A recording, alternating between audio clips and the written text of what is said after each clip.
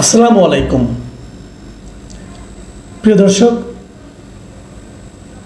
প্রধান উপদেষ্টা ডক্টর মোহাম্মদ ইউনূসকে লক্ষ্য করে একজন রাজনৈতিক নেতা বলেছেন যে এই অন্তর্বর্তীকালীন সরকারের যে প্রধান উপদেষ্টা ডক্টর মোহাম্মদ ইউনূস উনি লন্ডনে গিয়ে সিজদার মাধ্যমে নির্বাচনের ওহী পেয়েছেন এবং তারপরে আরও বলেছেন যে আপনি ওহী পেয়েছেন বটে, কিন্তু আপনার এই সিজদাটা ঠিক হয়নি।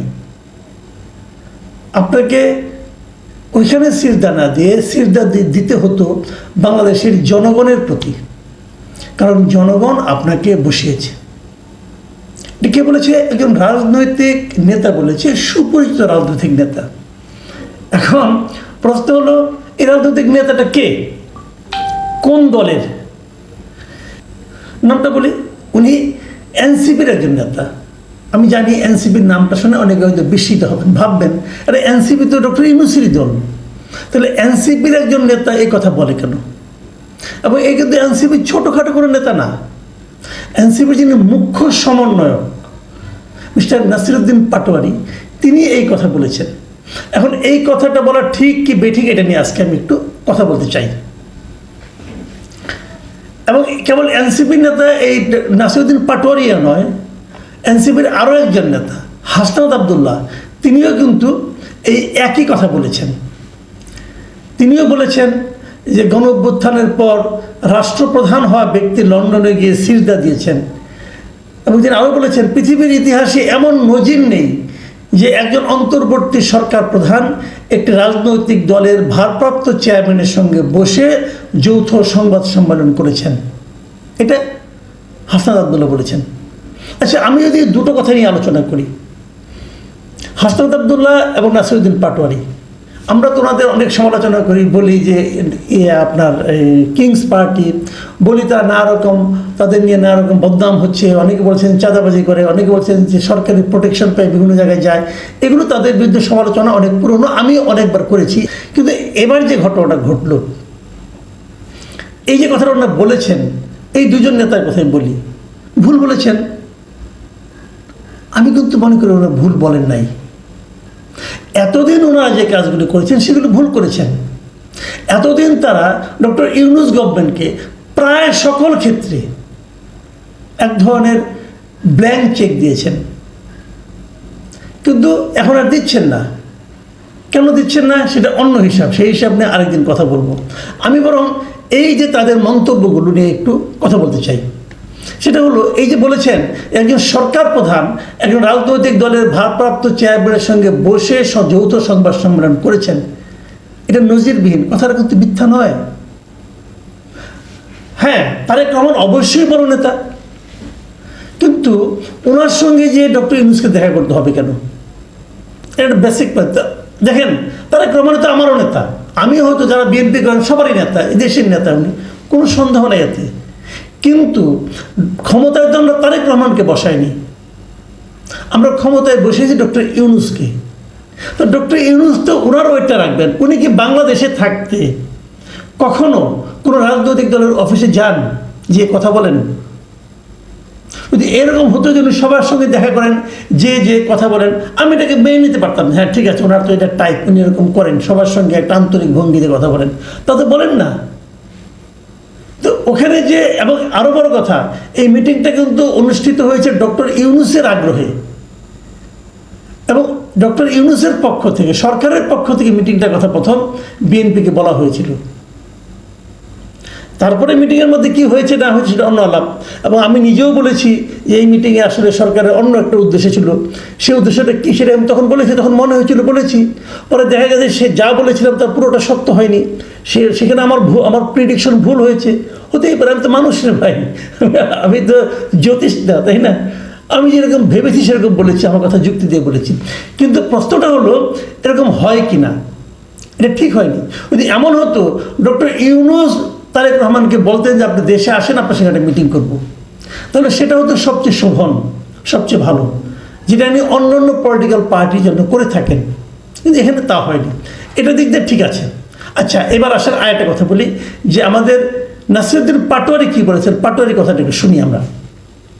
পাটোয়ারি সাহেব বলেছেন, বাংলাদেশের মানুষ আমাদের নোবেল লরিয়েট ইউনূস স্যারের চোখে পড়ে না, ওনাকে লন্ডন যেতে হয়। তিনি লন্ডনে গিয়ে সিজদা দিয়েছেন, সিজদার মাধ্যমে ওহির মাধ্যমে উনি আদেশ পেয়েছেন, সেটা একটা প্রেস রিলিজের মাধ্যমে জানিয়েছেন বাংলাদেশে ফেব্রুয়ারিতে নির্বাচন হতে হবে এই সংবিধানের অধীনে। কিন্তু আপনার সিজদা তো ঠিক হয়নি, আপনার সিজদা দিতে হবে বাংলাদেশের জনগণের প্রতি, কারণ জনগণ আপনাকে বসিয়েছে, সেই সিজদার মাধ্যমে আপনি সঠিক দিক নির্দেশনা পাবেন। এই কথাতে বলেছে, এটা আমি কিছু কথা বলি আপনাদের এখানে। এক নম্বর কথা হলো, ফেব্রুয়ারিতে নির্বাচন হতে হবে, এটা কিন্তু ওই সিজদার মাধ্যমে প্রেস রিলিজে উনি জানান নেই। ফেব্রুয়ারি নির্বাচনের কথা উনি স্পষ্ট করে বলেছেন গত 5 অগাস্ট জাতির উদ্দেশ্যে দেওয়া ভাষণে। ওখানে যেটা হয়েছিল, একটি যৌথ ঘোষণা হয়েছিল, সেখানে বলা হয়েছিল যে উনি নির্বাচন করতে চেয়েছেন এপ্রিলে, কিন্তু যদি সংস্কার সব ঠিকঠাক মতো হয় তাহলে রমজানের 1 সপ্তাহ আগেও হতে পারে। উনি কনফার্ম করে বলেননি, কনফার্ম করে বলেছেন গত 5 আগস্ট। কাজে এই জায়গাটাতে নাসিরউদ্দিন পাটোয়ারি একটু রাগের মাথায় হয়তো বলেছেন, আমার কাছে মনে হয় এটা ঠিক নয়।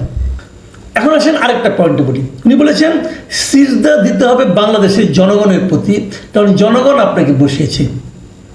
এই জায়গাটা যে সমস্যা, জনগণ কি চায়, জনগণ ওনাকে বসিয়েছে, এই যে কথাটা, এটা কিন্তু ডক্টর ইউনূস শুরুর দিকে বলেননি। উনি শুরুর দিকে বলেছেন ছাত্ররা আমাকে বসিয়েছে, এবং শুরুর দিক থেকে দেখা গেছে ছাত্ররা যা চেয়েছে উনি তাই দিয়েছেন। এখন হয়তো ছাত্রদের সঙ্গে কিছুটা ঝামেলা হয়েছে, মানে ছাত্ররা যা চাচ্ছে তা পাচ্ছে না, অথবা ছাত্রদের কাছ থেকে উনি যা চেয়েছিলেন, যা ভেবেছিলেন যে সব কিছু দেওয়ার পর ছাত্ররা তার হয়ে যে কাজটা করতে পারবে, সেই কাজটা এখন আর ছাত্ররা করতে পারবে বলে হয়তো তিনি মনে করছেন না। এই জন্য উনি ছাত্রদের উপর আস্থা রাখতে পারছেন না। ঝামেলাটা এই জায়গায় হয়ে গিয়েছে। জনগণের প্রসঙ্গটা এই ছাত্রদের পক্ষ থেকে যখন বলা হলো, এবার আমি খুব খুশি হয়েছি।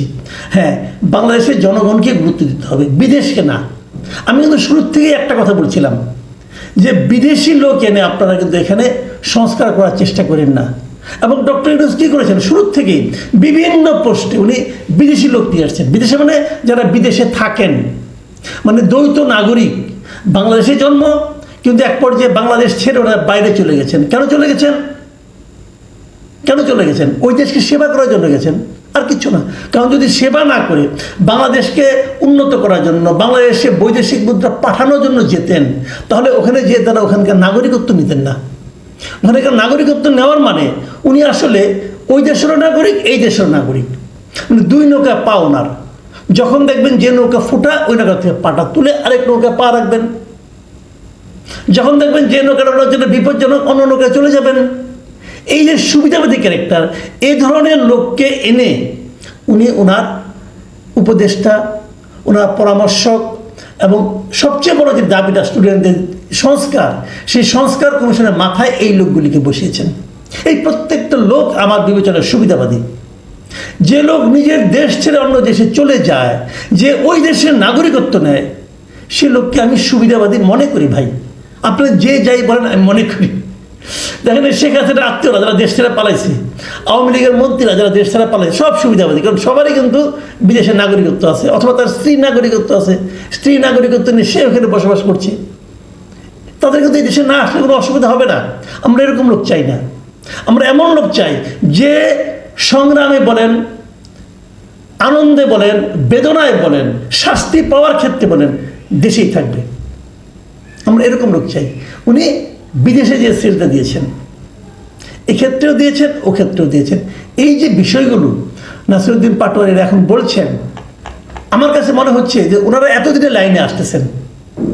ওনারাও যদি, আমি নাগরিক কমিটিকে বলবো, ওনারাও যদি শুরু থেকে ডক্টর ইউনূসের পারপাস সার্ভ করার কথা চিন্তা না করে দেশের মানুষের পারপাস সার্ভ করার কথা চিন্তা করতেন, তাহলে তারা আরও অনেক দূর এগিয়ে যেতে পারতেন বলে আমি মনে করি। ওনারা তা করেননি।